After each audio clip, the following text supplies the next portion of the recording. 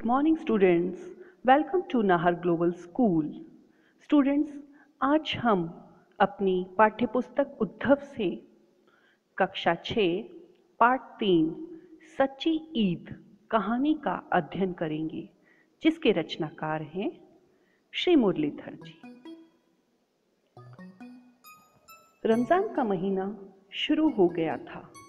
लोग रोज़े रखने लगे। 10 साल का नन्हा असलम भी रोज़े रखने की जिद करने लगा। उसकी अम्मी ने उसे बहुत समझाया, बेटा अभी तुम छोटे हो, रोज़े में दिन भर कुछ भी नहीं खाया जाता। अभी तुम्हारी उम्र ही क्या है, जब तुम बड़े हो जाओगे तब रोज़े रख लेना। वैसे भी गरीबी के कारण हमारे तो साल भर रोज़े रहते हैं। इतना समझाने पर भी असलम नहीं माना। उसने अपने दोस्तों से सुन रखा था कि जो रमज़ान के महीने में रोज़े रखता है, अल्लाह ताला उसे अपने बेटे की तरह मानते हैं और बहुत प्यार करते हैं। उसे ईद में नए कपड़े पहनने को मिलते हैं। ईद और नए कपड़ों का ध्यान आते ही असलम का मन खुशी से भर गया। उसका उत्साह दुगना हो गया। उसने तय कर लिया कि वे रोज़े ज़रूर रखेगा। वह सोचने लगा कि वह हमेशा पुराने कपड़े ही पहनता रहता है। उसके दोस्तों के कपड़े कितने अच्छे होते हैं। उसकी अम्मी उसे कभी नए कपड़े लेकर नहीं देती है, लेकिन इस बार ईद में वे ज़रूर नए कपड़े लेगा। उसने तो अपने लिए नए कपड़े भी पसंद कर लिए। रहीम चाचा की दुकान पर टंगा हुआ कुर्ता पजामा उसे बहुत पसंद था और उसके ऊपर टंगी जरी की कढ़ाई वाली सदरी तो उसे अपनी तरफ खींचने लगती थी। रोज स्कूल जाते समय इस दुकान के सामने उसके कदम खुद ब खुद रुक जाते। कुछ देर तक तो इन कपड़ों से उसकी नजर ही नहीं हटती थी। वह सोचने लगा कि ईद वाले दिन यह कुर्ता पजामा और सदरी पहनकर वह कितना अच्छा लगेगा। अपने सारे दोस्तों से उसने पक्का इरादा कर लिया कि चाहे जो हो, वह इस बार भी अम्मी से जिद करके ये कपड़े जरूर खरीदेगा।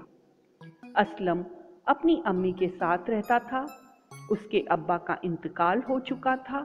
उसके कोई भाई बहन नहीं थे। असलम की अम्मी दिन भर चिकन के कपड़ों पर कढ़ाई करती थी। उससे जो थोड़े बहुत पैसे मिलते, उसे किसी तरह रूखी सूखी रोटी और असलम की पढ़ाई चल रही थी। असलम और उसकी अम्मी गरीबी और तंगहाली में मेहनत करके गुजर बसर कर रही थी। असलम की अम्मी हमेशा सोचती थी कि असलम जब पढ़ लिख जाएगा, बड़ा होकर कमाने लगेगा तो उनके सब कष्ट दूर हो जाएंगे। इसलिए वे घर की हालत ठीक होने के बावजूद भी मेहनत करके असलम को पढ़ा रही थी। असलम ने रोज़े रखने शुरू कर दिए थे। वह सुबह 4 बजे अपनी अम्मी के साथ उठ जाता। जो कुछ थोड़ा बहुत अम्मी बना देती चुपचाप खा लेता। फिर दिन भर वह कुछ नहीं खाता, पानी तक नहीं पीता। इस बीच वह स्कूल भी जाता। यह देखकर उसकी अम्मी को चिंता होने लगती। वे असलम को समझाती कि बच्चों के लिए पानी पीने और थोड़ा बहुत खाने की छूट होती है, पर वह नहीं मानता और शाम को अपनी अम्मी के साथ ही रोज़ा खोलता। असलम ने अम्मी को बता दिया था कि वे इस बार ईद पर नए कपड़े ज़रूर लेगा। उसकी अम्मी भी चाहती थी कि उनका बेटा ईद पर नए कपड़े पहने, पर कहाँ से आएंगे नए कपड़े, कैसे खरीदेंगे? उनकी हालत ऐसी नहीं थी। एक दिन अम्मी के साथ बाजार जाते समय असलम ने रहीम चाचा की दुकान पर टंगे कपड़े अम्मी को दिखाए और ईद पर वही कपड़े लेने की जिद की। फिर वह अपनी अम्मी को खींचकर रहीम चाचा की दुकान पर ले गया। उसकी अम्मी ने डरते डरते रहीम चाचा से कपड़ों के दाम पूछे। 200 रुपये सुनकर उनका कलेजा धक से रह गया। वे चुपचाप असलम को लेकर घर वापस लौट आई। रास्ते भर असलम उन कपड़ों की तारीफ करता रहा। असलम की इच्छा और उन कपड़ों के प्रति उसका मोह देखकर असलम की अम्मी सोच में पड़ गई। वे अपने बेटे का दिल तोड़ना नहीं चाहती थी, पर 200 रुपए के कपड़े खरीदना उनके बस में नहीं था। आखिर उन्होंने बहुत सोच विचार कर यह तय किया कि 200 रुपये नहीं तो कम से कम 100 रुपये का जुगाड़ करके वे असलम को ईद में नए कपड़े ज़रूर लेकर पहना देगी। अब असलम की अम्मी ने और अधिक काम करना शुरू कर दिया। वे सुबह जल्दी उठकर कढ़ाई का काम शुरू कर देती थी। दिन भर और फिर देर रात तक कढ़ाई करती रहती थी। एक तो रोज़ा, ऊपर से दुगनी मेहनत, इसका असर उनकी सेहत पर पड़ने लगा। पर उन्हें तो ईद से पहले नए कपड़े खरीदने के लिए रुपए इकट्ठे करने की धुन सवार थी। आज असलम बहुत खुश था। ईद में केवल एक दिन बाकी था और उसके हाथ में पूरे 200 रुपए थे। उसकी अम्मी ने दिन रात एक करके पूरे 200 रुपए इकट्ठे कर लिए थे। उसकी अम्मी की तबीयत कुछ ठीक नहीं थी, इसलिए उन्होंने रुपए देकर असलम को रहीम चाचा की दुकान से उसके पसंदीदा कपड़े लेने को भेज दिया था। रुपए लेकर असलम रहीम चाचा की दुकान की तरफ तेजी से बढ़ता चला जा रहा था। उसके मन में खुशी के लड्डू फूट रहे थे। वह तरह तरह की कल्पनाओं में खोया हुआ था। वो सोचता जा रहा था कि कल सुबह वह नए कपड़े पहनकर ईदगाह जाएगा, अपने दोस्तों से ईद मिलेगा। उसके इतने अच्छे कपड़े देखकर सभी दोस्त दंग रह जाएंगे। इतने अच्छे कपड़े तो और किसी दोस्त के नहीं होंगे। वह सभी दोस्तों को बताएगा कि ये कपड़े उसे उसकी अम्मी ने दिलवाए। इन्हीं ख्यालों में डूबा असलम रुपए लेकर तेज कदमों से चला जा रहा था। अचानक असलम की चाल धीमी हो गई। वह कुछ उदास हो गया। वह सोच में डूब गया। उसके सामने कल स्कूल में घटित घटना घूम गई। कल स्कूल में मोहन कितना रो रहा था। उसे मास्टर जी ने साफ कह दिया कि अगर 2 दिन के अंदर उसने फीस जमा नहीं की तो उसका नाम स्कूल से काट दिया जाएगा। मोहन असलम की ही कक्षा में पढ़ता था। वह पढ़ने में बहुत होशियार था। मोहन असलम का पक्का दोस्त था। दोनों कक्षा में एक साथ ही बैठते थे। मोहन बहुत गरीब घर का लड़का था। उसके पिता मजदूरी कर कर किसी तरह मोहन को पढ़ाते और घर का खर्च चलाते। मोहन की माँ नहीं थी और ना कोई भाई बहन था।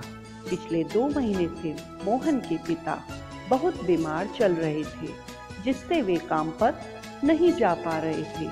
घर में दवा के लिए भी पैसे नहीं थे। 2 महीने से मोहन ने स्कूल की फीस जमा नहीं की थी और अब तो खाने के लिए भी घर में कुछ नहीं बचा था। असलम सोचने लगा कि कितनी मेहनत से रात दिन एक करके उसकी अम्मी ने रुपए इकट्ठे किए और वह इन्हें नए कपड़े खरीदकर एक दिन की खुशी के लिए खर्च कर देगा। अगर वह ये रुपए मोहन को दे दे तो उसके पिता की जान बच सकती है। वह अनाथ होने से बच जाएगा। उसकी पढ़ाई भी चालू रह सकती है। उसकी ज़िंदगी संवर सकती है और वह दर दर की भी ठोकरें खाने से बच जाएगा। एक अच्छा दोस्त बिछुड़ने से बच जाएगा और अम्मी की मेहनत भी सफल हो जाएगी। ईद में अगर नए कपड़े नहीं तो क्या, इससे क्या फ़र्क पड़ेगा। 1 साल और पुराने कपड़ों से ईद मना लेंगे। मगर मोहन को अगर इस समय मदद न मिली तो उसकी दुनिया ही बदल जाएगी। यह सब सोचकर असलम तेजी से मोहन के घर की तरफ चल दिया। मोहन रुआसा सा चारपाई के पास बैठा था। उसके पिता चारपाई पर लेटे हुए थे। असलम को देखकर मोहन की आंखें फिर भर आई। असलम ने मोहन को ढाढ़स बंधाया और रुपए देते हुए बोला, दोस्त, इन रुपए से अपने पिता का इलाज करवाओ और अपनी की स्कूल की फीस जमा करो। असलम के पास इतने रुपए देखकर मोहन हैरान रह गया। असलम ने उसे समझाते हुए कहा, मोहन, ये रुपए बहुत ही मेहनत के हैं। मेरी अम्मी ने मुझे नए कपड़े खरीदने के लिए दिए थे, लेकिन उन रुपयों का इससे अच्छा दूसरा कोई उपयोग नहीं हो सकता। मोहन ने बहुत मना किया, पर असलम नहीं माना। उसने जबरदस्ती रुपए मोहन की जेब में रख दिए। मोहन अपने आप को नहीं रोक सका। वह असलम से लिपट कर रोने लगा। उसे ऐसा लग रहा था जैसे असलम के रूप में भगवान स्वयं उसकी मदद करने आ गया हो। असलम जब वापस अपने घर पहुंचा तो उसकी अम्मी उसे खाली हाथ आया देखकर हैरान रह गई। असलम ने जब पूरी बात अम्मी को बताई तो उनकी आंखें छलछलाई। उन्होंने असलम को अपने सीने से लगा लिया। उनकी खुशी का ठिकाना ना रहा। उन्हें अपने इस नन्हे लेकिन विचारों से बहुत बड़े बेटे पर नाज होने लगा कि बार बार असलम का मुंह चूमने लगी। असलम को भी अपनी ऐसी मम्मी पर नाज हो रहा था। उस रात असलम ने एक सपना देखा। उसने देखा कि अल्लाह उसके पास खुद चलकर आए हैं और उससे कह रहे हैं, असलम, तुम एक नेक इंसान हो, तुम मेरे बेटे हो, मैं तुमसे प्यार करता हूँ। सच्ची ईद तुम्ही ने मनाई है। तो बच्चों, इस कहानी से हमें यह शिक्षा मिलती है कि हमें दुखियों, गरीबों और अपने मित्र जिनको हमारी ज़रूरत है उसकी सहायता करनी चाहिए। अगर हम इनकी सहायता करते हैं तो यही हमारे लिए सबसे बड़ा त्यौहार मनाने के बराबर होता है। तो बच्चों, ये कहानी आपको समझ में आई होगी। आप इस कहानी का अध्ययन बार बार करेंगे और इसके प्रश्नोत्तर PDF फाइल आपके स्कूल की साइट की PDF फाइल में हैं, उनका अध्ययन करेंगे। धन्यवाद।